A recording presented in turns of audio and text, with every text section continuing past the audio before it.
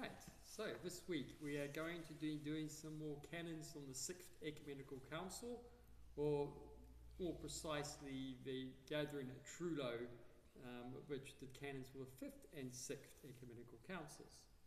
Right, the first canon is Canon 40.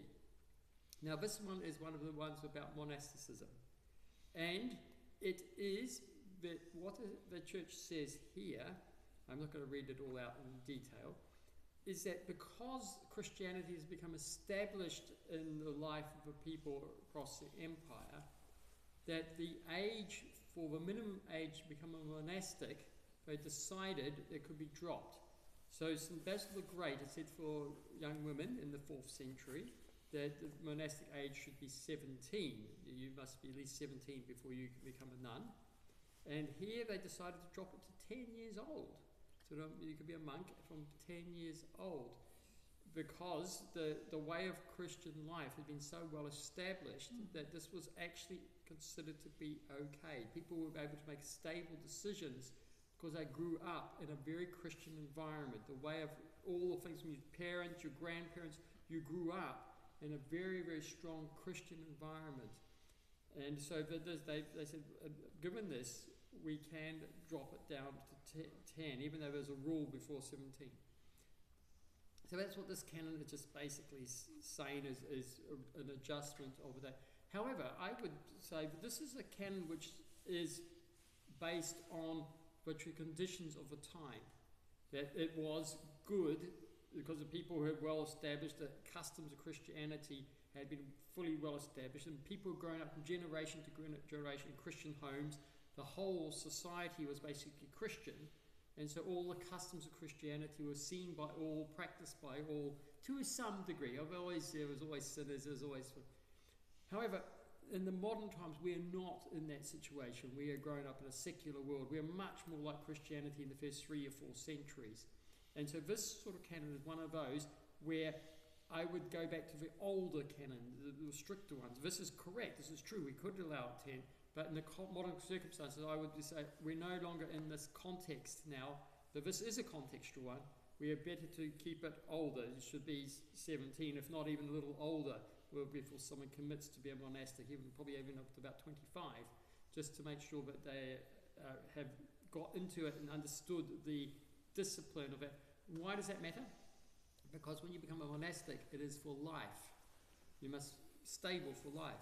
Now, if you grow up in a Christian way of life from your childhood, the stability of continuing in that for the rest of life is going to be okay, because you're used to that. But when you grow up in a secular world and going back and forward from all different ways of life, then it's harder to know real stability. You need to take longer before you are stable in your life. And this is particularly in modern times. Young people are moving all over the place. We lack a lot of stability. And one of the hardest things about becoming a monk or nun now is stability. We are so fickle. We're moving here, we're moving there. In the old days, if you moved 5 miles down the road, you're considered to move a mile far away from your ancestral homeland. How dare you? You've gone overseas, basically. Now, if you haven't moved about 5 different cities by the time you're 30, you're considered sort of something poor wrong with you. And so, but this mentality is not good for monastics. This shifting, this instability, this is not good for monastic life. We need stability in monastic life. So that's why you have to wait for longer to establish that they've spent more time testing in their stability before they go on for the rest of their lives, before they commit themselves to taking the schema. So anyway, that's that canon there. Now, the next one is... right, for those wishing to depart from cities or villages where they have lived in cloisters or look after themselves alone by themselves, must first enter a monastery. Right, so if you want to be a hermit monk or nun, you should first go into a monastery. You need to first establish yourself. So originally in early days, you do get some going out on their own. But here they just mentioned, look, it's important that you establish yourself in a community first. Make sure you stabilize your way of life, and then after a few years to go out to test. Again, this is quite important, because when you go out by yourself, you are afflicted by self-will to do your own thing. You need to come into obedience. You need to learn to be obedient. You also are in danger of, as we know of lonely people in the modern world, depression, despair, all these things are quite hard on the psychology of people. And so you need to develop a strong prayer life, a strong rule, and you need to go out tested, that you're not going to fall into despair, despondency, going mad by being on your own. And to go on your own as a hermit, you really need to have a full commitment to prayer. You never go to run away from people. Eternal life is never to run away from people. We are together with everybody. You go away to be a hermit monk, not to escape people, but to be closer to God without human distractions. So you have full focus on God. But in the context of loving all, to be with all, to love all. That's why some of the modern saints, you'll see they know each person, they love each person in an individual way. They want to be with it. There's a certain spiritual connection to each person as individuals. That's exactly what they're meant to be. But you move alone to be with God first, to fully.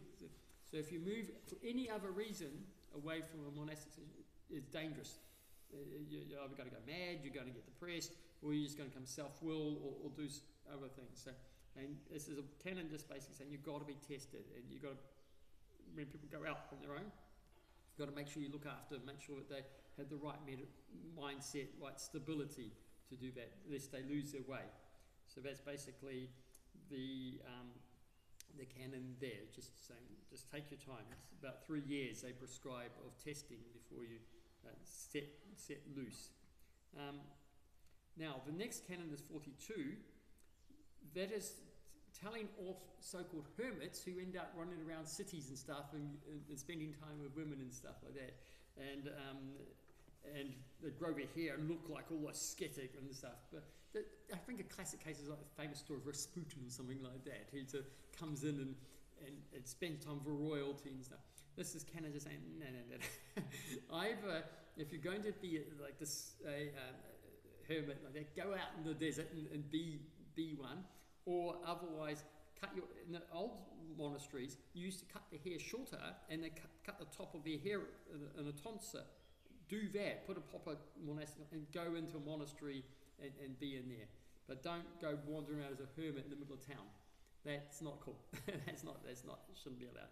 So that's what they're basically saying, is that either go into a monastery, normal monastery, or go out into the desert, but don't sort of dress like a hermit and come around and pretend you're holy and stuff, and this is very, very dangerous.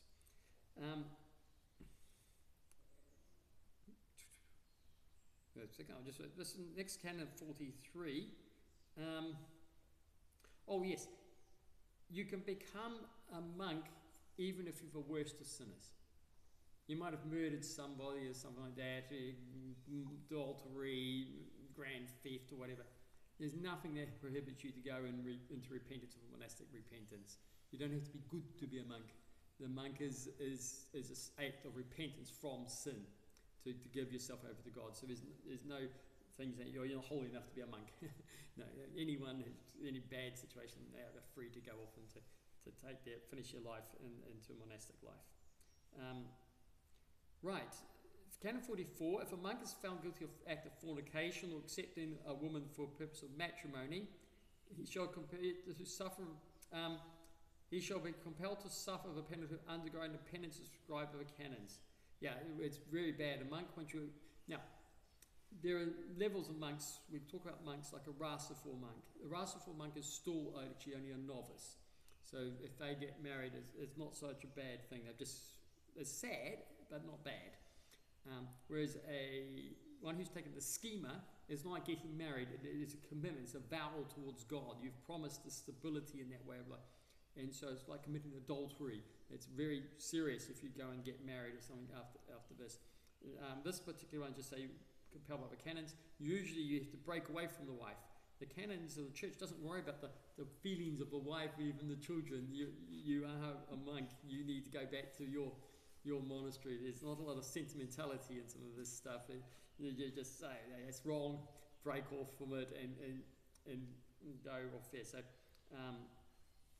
So a monk has got to stay away from that sort of thing, especially when you're talking about a schema, when you've taken the vows and you've promised to stay, then it's a huge problem. Canon 45, for some strange reason, when women were becoming nuns, they had a custom in some places that the women would dress up in like a little harlot, the little fancy clothes and stuff, and then they'd take them all off and then become a nun, in the part of a ceremony, and they were just saying, no. Just come in standard dress and stuff. Don't do this big show. You've abandoned that. Don't go back to it or play with it and stuff. Just come in and take the monastic habit, but don't do a big dress up ceremony before you do so, because you've already decided get to a stage coming to that, so you've already given up that. So don't sort of go hanging around with that. So yeah, there was some custom, there's some ways they thought, well, we dress up and show our giving away this. Yeah, they said no, don't do this particular practice. This is not helpful. So that was Canon 45. 46.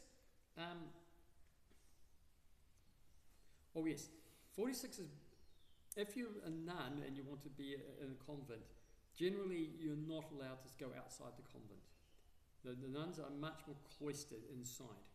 And if they need to go out, they should go out with an elderly nun or someone with them. But generally, they are not allowed to go out. Monks, on the other hand, have a little bit more freedom, but they still needs the blessing of the abbot. He can't just go wandering off where he wants. But they have a little bit more freedom. But nuns are very much more cloistered. So monks also mustn't step out, but if they need to go out, they can go out alone with the blessing of the abbot, whereas a nun needs to have someone with her. So that's just one of the canons. It's a slight difference between the protection of a nun than it is for a monk.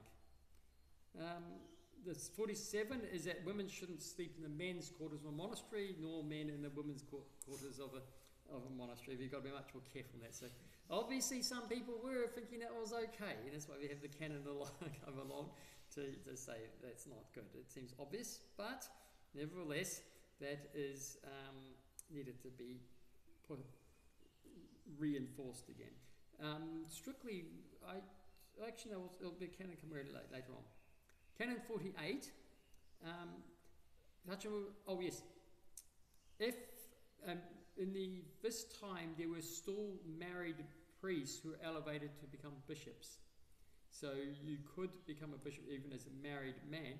However, the wife had to mutually accept to separate, to sort of become divorced from their husband.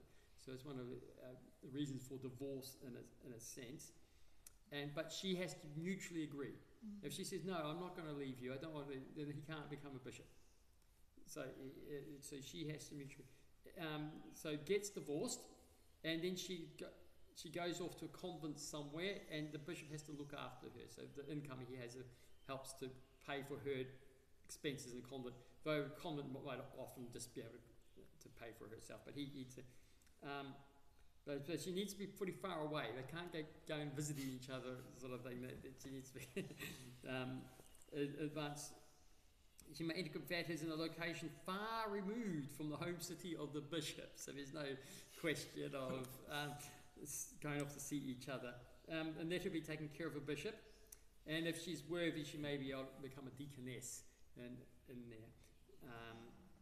Which is probably partly because her husband is a presbyter and stuff. She almost gets a little bump up the ladder of becoming a deaconess as such. But yes, so that is what was there. But it's important it's a mutual agreement that their separation, but then far away. So right, Canon 49. This one is, if you consecrated a monastery to be a monastery, it must stay so forever.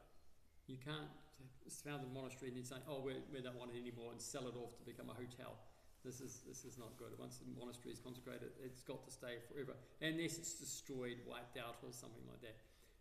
Unfortunately, occasionally there's no option but to do something other than use it for another purpose. But oh, well, we really mustn't do that. We shouldn't do that by choice. If no choice, then okay, we just do what it is. But so a monastery once made should stay so for eternity, for the rest of time, as far as it's able. Hello. And oh no, we'll keep talking. And now Canon 50. From now on, nobody ever. Oh, yes. So Canon 50 is we're not allowed to gamble. And if anyone caught doing this, if a clergyman, that it'd be deposed and layman excommunicated. So we're not allowed to gamble for money and things like that. So we've got to be very careful avoiding doing that. As laymen as well. And there's another canon somewhere we shouldn't even be doing too much pastimes and playing dice games and cards and stuff like that. So that backgammon is a classic Greek one. We won't push that too hard, but gambling for money and stuff, definitely no, as a Christian. The 51, the Holy Council universally prohibits so-called pantomimes. Oh yes, theatrical exhibition, and afterwards, in keeping with this, the spectacles of wild animal fury and hunters' prowess and execution of dancers on the stage. So Christians are really not to be caught up with acting, stage things, dances on stage and things like that. So we should be careful of that. We do have a custom of wanting our children to get up and dance the way in front of us on stage. But we need to be a little bit careful of this. But particularly more adult level and stuff. Even going to the ballet, which we think is all very culturally sophisticated and stuff, is a little dodgy for a Christian way of life. This is one of those where I think it's good to remember this canon out there before we get caught up to going to visit plays and shows and things like that. This is also why the church is not into having people going to actors, and we shouldn't be becoming actors as Orthodox. It's not really an appropriate thing. However, this one sometimes needs a lot of economy and things, and wouldn't suggest go around judging people who like to go to ballet or show every now and again. What about professional dancers? Yes, good question. Well, this is a type of execution of dancers on the stage. That's what they are basically doing, is executing the dance on the stage, as a sense, as like a professional dancer. Again, it's not really an appropriate thing for them to be doing as a Orthodox Christians. But yeah, don't get too judgmental about others who they slip in that. Just try to keep yourselves away from that. Okay, and dancing on the weddings, Father? Dancing on the weddings? Ooh, yes, we shouldn't be doing that. Well, community dances are different from on the stage. Okay. So if you're like the famous Greek dance, you'll join together and you're doing around it. If it's a community dance, it's okay. It's different. You're not doing a show. You're not doing an exposition. You're gathering together as a community to do a community dance. That's different from theatrical display. You're on theatre and you're doing it for show and you're making money off it and entertainment. If you're doing it for that, to entertain others watching you, that's a problem. If you're doing it together as a community, that's a different type of thing, and that's okay. Okay, well, so priests, when they go, there's another canon somewhere about that, so we'll mention that another time. Right, on 52. Right, it's just a liturgical one here. During the Great Fast, we're not allowed to do the liturgy. So this is an Eastern practice. The West had something different. But we're not allowed to offer the liturgies. That's why we have the pre-sanctified liturgy during the weekdays of a Great Fast. So, and we just do Saturday and Sunday liturgies. So that's what's canon there, just saying that's why we do the pre-sanctified. And it's just to mention that. In the West, they used to do liturgies during the fast, but this, they said, no, we're not going to do it that way. Right, 53. Since familiarity with respect to spirit is superior to associate with bodies. Oh, yes. Now, this is quite an important thing, 53. If you become a godparent of a child, you are considered actually closer than the natural parent of that child. So you cannot in any way get married to your person you have sponsored in there, nor can they marry your children. Because if you've got children, they are your child. That's like brothers and sisters married. So the relationship between you and the godchild is such that. So in another classic case, if there's a widow has a child, you're a widower, and you become the godparent of that child, you're not allowed to marry the widow because you are now sort of already considered the relationship there, so you're not allowed to get married to them. So there's another canon that will say that. But yes, we must be very careful that, I think it says in this one actually, this is canon. After becoming sponsors of children subject to the formalities of the holy and salvatory baptism, who have entered into marriage contract with the widowed mothers of his children, we decree henceforth nothing of this kind shall be done. So that's sort of prohibits that. So that we've got very close. So when you become a godparent, you must realise that it's like becoming your actual child, and the whole relationships of the people around that are part of that. And you can marry and not marry. That's something there. Right. Now, 54, in view of the fact that Holy Scriptures clearly teaches, once again,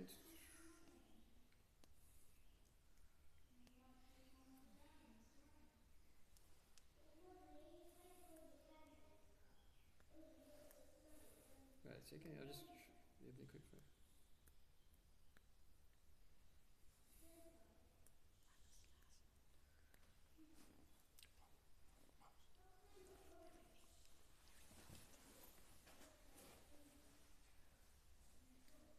Oh, this one is just forbidding marriages with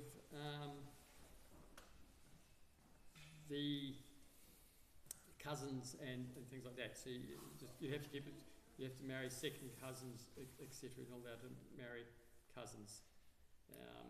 So that's just putting down. So you can go second cousins, I think, but brothers, sisters, cousins are forbidden. Anyone close there. So that's what that canon is basically doing. Canon 55. Oh, yes. This one is a little knock on the city of Romans, that in holy fast of Lent, a fasting on Saturdays thereof. Now, what does this mean? We fast on Saturdays during Lent. What are they saying? We're not allowed to fast on Saturdays. And this is an important thing to understand. There's two types of way we fast. One is what we're allowed to eat. So during the fast, we're not allowed to eat dairy products, eggs, and meat. But there's a second thing which we do all the way through fast. The second part is when we can eat. So strictly when we are fasting Wednesdays and Fridays, and during the Holy Fast, we don't eat until the 9th hour. We don't eat until the evening, strictly. This is why the pre-sanctified gifts liturgy is in the evening. Remember, when we take communion, we're having the pre-sanctified to take communion. We don't eat from midnight until we have communion. And so you fast all day. That's why we have liturgy in there, because you're fasting all day and you have it in the evening. So, but they were having evening liturgy, fasting all day on Saturdays, but we're not allowed to. So that's why we have a liturgy in the morning on Saturdays. That's why there's a rule, you have to have it by midday or whatever. You have the liturgy in the morning on Saturdays and Sundays. So you're not fasting all day. You're breaking the fast in the morning. You're not waiting until the 9th hour. That's why we should have our liturgy as early as possible on Saturday and Sunday mornings. We will not leave it until do it in the afternoon. So that's for. There's one Saturday exception, which is Holy Saturday, which is a fast day, and that's why you have a Vespal liturgy of St. Basil on that day. So you have an evening service of a liturgy of St. Basil, because you're fasting all day from there. And that's when people getting baptised as well. You should be fasting for baptism as well. So that's the only exception. So when it's talking about fasting in this way, it's talking about when to eat. So Saturdays, Sundays, we never eat. We should always eat in the morning or eat by midday or something like that. We should never not eat until the evening. Whereas during the Wednesday and Friday, we should try to avoid eating, especially a main meal or a heavy meal, until the evening. So that's just to help clarify that way. But in the church room, they were fasting then. They're just saying, no, it's a bad custom. That's not the tradition of the apostles. The Armenians, they were turning off the Armenians because they were eating on Saturdays and Sundays. They would say, oh, it's not a fast day, so we're eating dairy products and eggs, cheese. And they said, no. We don't eat these things all the way through the fast.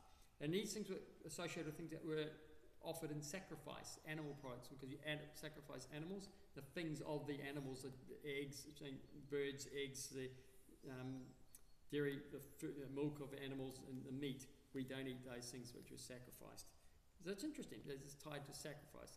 It's also many other aspects of the way it makes us heavier and the effects on the body. But anyway, that's that particular point there. And if you mess around with that, a priest, I get the post from office, and if you, yes. Now, this is actually quite what's called serious. The fasting of Lent is not optional. If you fail to keep the fast, you are excommunicated from the church. If you start eating eggs during Lent, or you eating cheese or something like that, you are liable to be excommunicated. Now, no one will probably do that now, but I do mention that it's obedience to God. That it's similar to don't eat from that tree of the Adam and Eve. Don't eat from the tree. And our obedience to this is obedience to the first command, or not eating of this or that. So we do need to take the fasting of Great Lent, and Wednesdays and Fridays, by the way, it's also true for seriously that we keep these things. They're not optional. If you can't, because of some health issues, etc., it's a different matter. They're always caveated on health, but if otherwise, yeah, we need to take that seriously. So it was Canon 56, and Canon 57, for some reason they were offering honey and milk on the altars, but we don't do that. We don't bring a pot of honey to stick on the altar to be offered. We just offer the bread and the wine mingled with water. Obviously, we don't do that now. This canon has been well established, but nevertheless, they were obviously doing that in the past.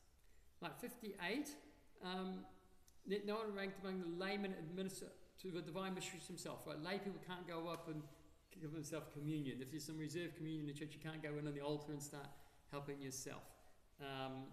So only a presbyter or a bishop or a deacon can give you communion. Otherwise you will get excommunicated. So just that, obviously that's not a major problem now. I don't know many lay people who do that, but nevertheless there's a rule to it. Can about it. And 59, let no baptism be performed anyone that is in a house at any time. So when I do baptism, they need to be in a public place, like in a baptismal font outside the church or in the church. I shouldn't be doing it at home or in a private place. So baptisms need to be done inside a main church or something, or in the baptistry outside it. Again, if there's necessity of things and persecution and troubles and things, that's the best you can do. You can do it, but generally, no, you shouldn't be doing it in a private chapels. Right, well, I'm going to leave it there for today. We're on to Canon 60. We're over halfway through this council. It's quite a long one, but I hope that is helpful. Any questions before I... All right, so God willing, we'll see you again next week.